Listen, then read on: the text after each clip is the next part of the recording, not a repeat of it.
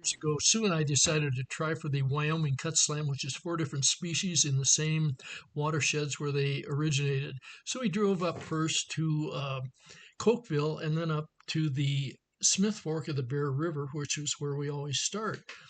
It's a little high this year, so wading across it was a little bit difficult too. But the little dog followed me across, and right across from camp, as you'll notice in a minute. I had some success right away. It was probably about the third cast of the trip. There he goes, and there's the camp. It's a Bonnieville cutthroat, which is all we find on the stream. Occasionally, you'll have some browns or rainbows here too, but most of the time it's mostly Bonnievilles, and they're beautiful fish. This one was a good strong one. He's tugging away and running downstream. It reminded me of fishing for steelhead on the North Umpqua River, which we did when we were younger, much younger. Anyway, he took me downstream maybe 100 feet, and I was finally able to yank him close to the shore and get him released too. So that was fun. This rest of the afternoon was a delight.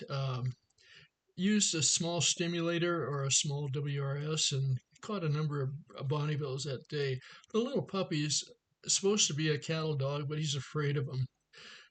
After dinner, I went out and caught a few more fish, and this was actually the best part of the whole trip. They're beautiful. Love those cutthroats.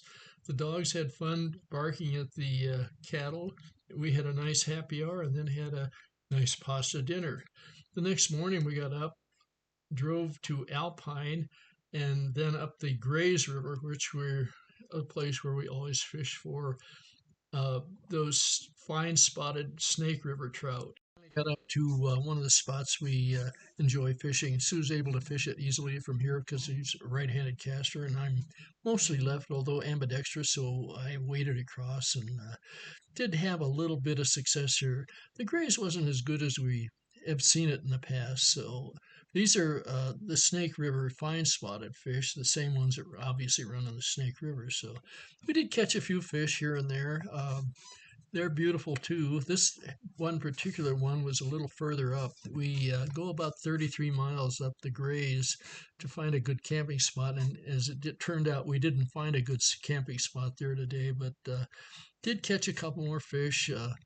They were fun, but it was a little bit disappointing compared to what we normally see of the action is up here. In the afternoon and with evening about to set in, we noticed that there were clouds creeping up from the south, and we figured we'd better get out of the Grays River Basin. So we headed up Sheep Creek, which at the top joins with another divide, which is North and South Cottonwood Creek, which is Colorado cutthroat water.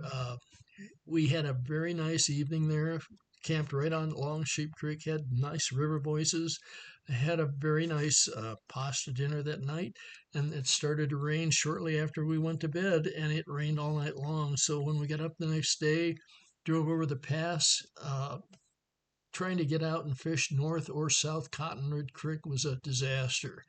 We did have a good breakfast, a nice omelet with toast and a Jimmy Dean sausage, and then we got over the pass and said, let's not try it anymore, and we headed home. 1,000 miles of driving for 6 hours of casting is too much.